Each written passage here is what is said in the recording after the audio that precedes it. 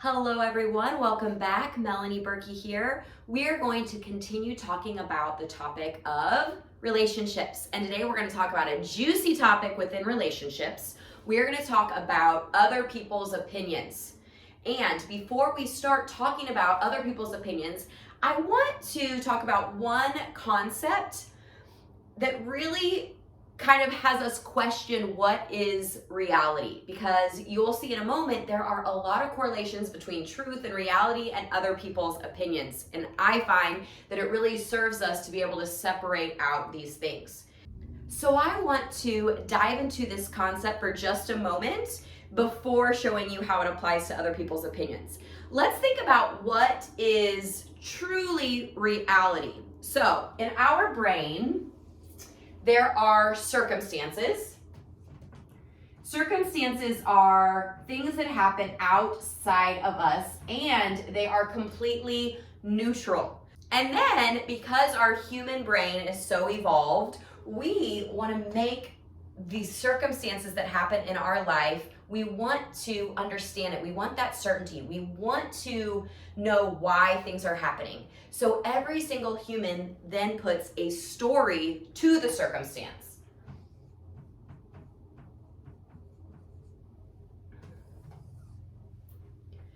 So let's start with a simple example. Let's say I, as a child, had an external circumstance, a dog bit me.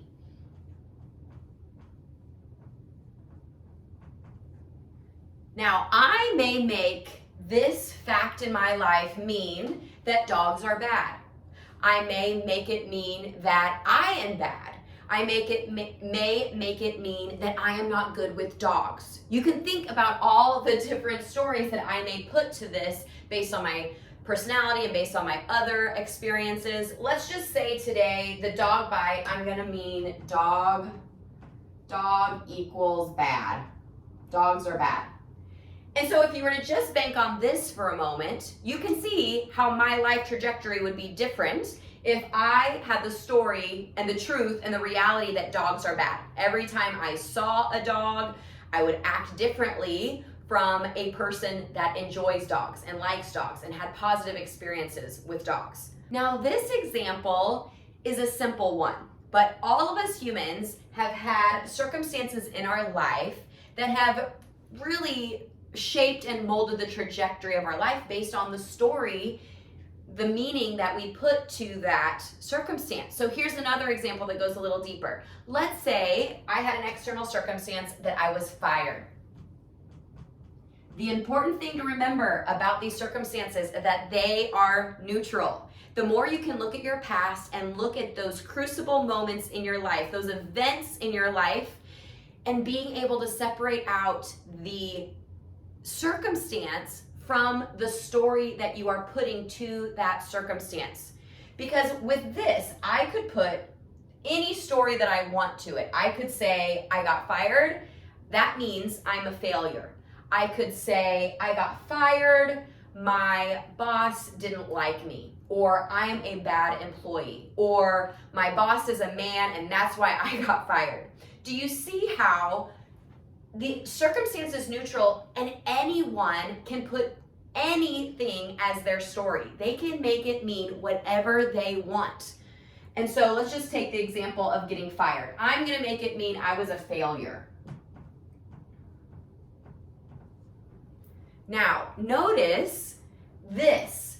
I made it mean that I was a failure. And let's just bank on that for a moment. If I were to believe this about myself, based on one external circumstance, one event that happened in my life, and now I believe that I'm a failure, just like with the dog bite, you can see how this is going to shape all my future thoughts, all my future feelings, all my future actions. And many of us don't even pay attention to the stories that we are putting to the events in our life. This is a really important part and concept of coaching, and it can be absolutely life-changing. By the way, I have a freebie. It's a free video called What Are You Making It Mean? And it takes this a step further. It takes it from events in our life that we are not only putting stories around, but the stories are affecting our identity and they're affecting our worthiness and our lovability. And that, when it really attacks our core, really changes the trajectory of our life. So if you like that freebie, make sure you go to my website or comment, and I will send that to you for free. That brings me to my point of what is reality. Because as many humans as there are on the planet, how many ever billions of humans there are on the planet, there are probably that many stories. There are that many versions of reality. There are that many truths, if you will. And this absolutely applies to other people's opinions. Because if you think about other people's opinions as being their version of reality, their version of truth, their version of what is real, it starts to put things in perspective a little bit when we look at other people's opinions and when we look at our own opinion as well.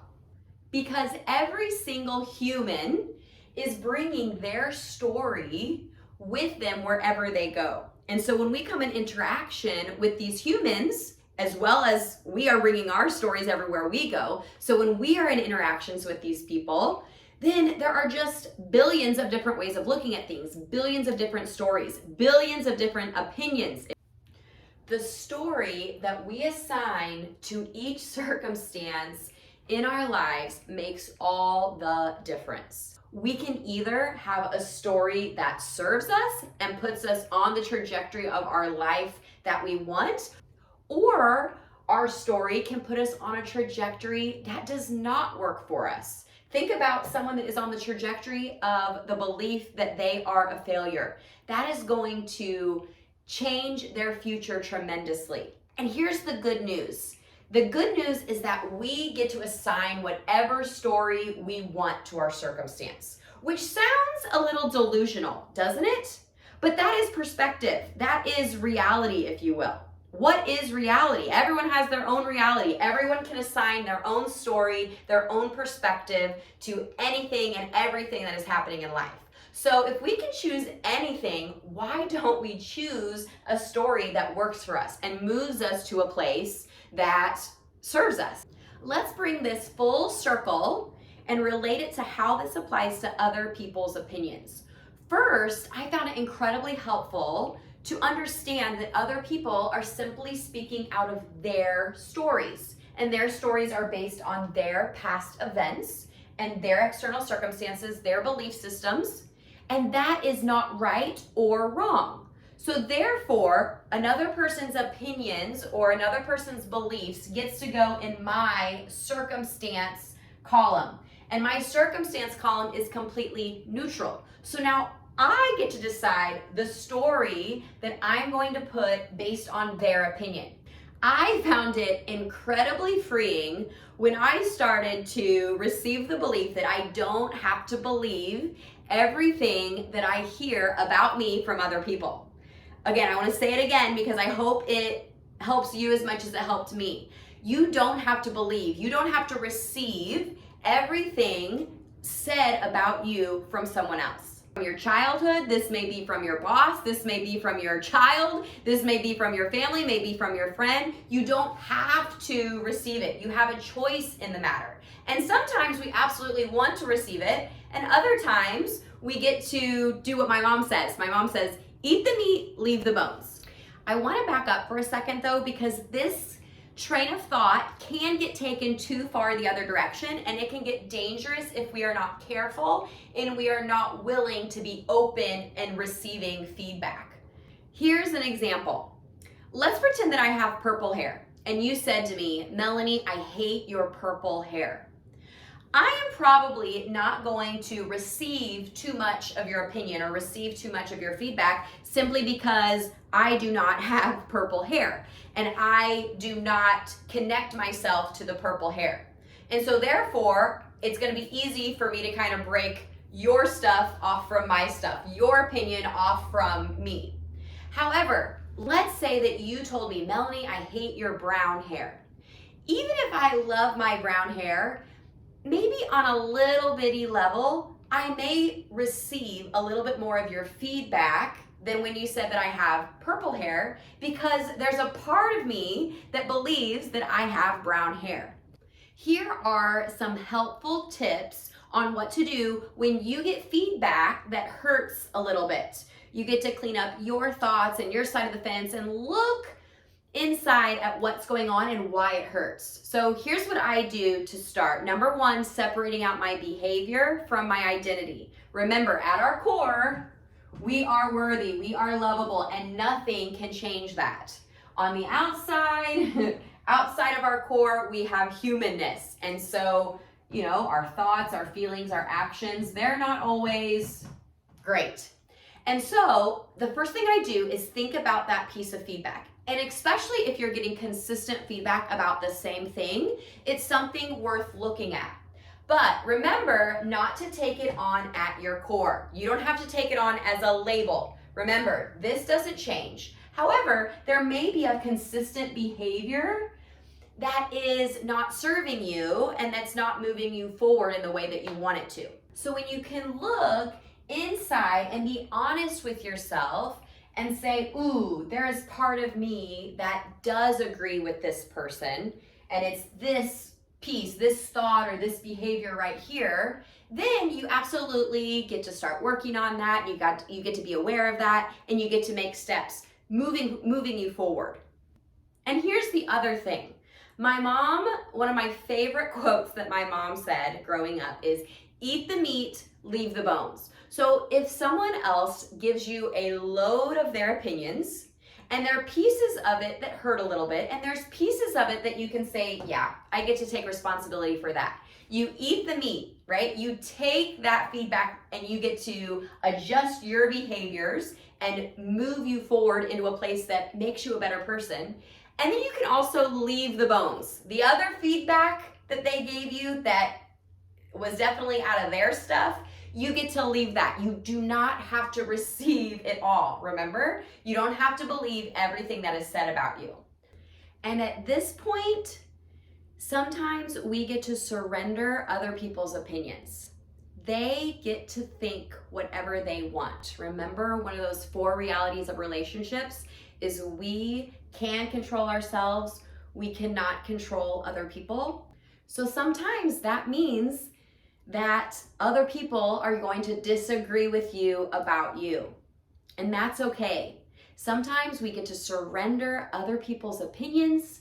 We get to allow them to think what they want to think. And that sometimes means that we get to allow them to be wrong about us. And here's another thing, if you want to take it to the next level. Remember, we are not in control of other people, but we are in control of us.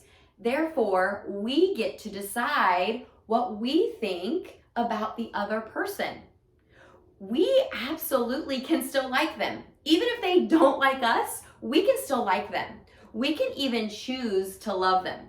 It may be loving them from a distance, but we can still choose how we believe about them and what we think about them and how we act towards them and the story that we are going to put based on the event of them maybe throwing their opinion on us and maybe disagreeing with us about us.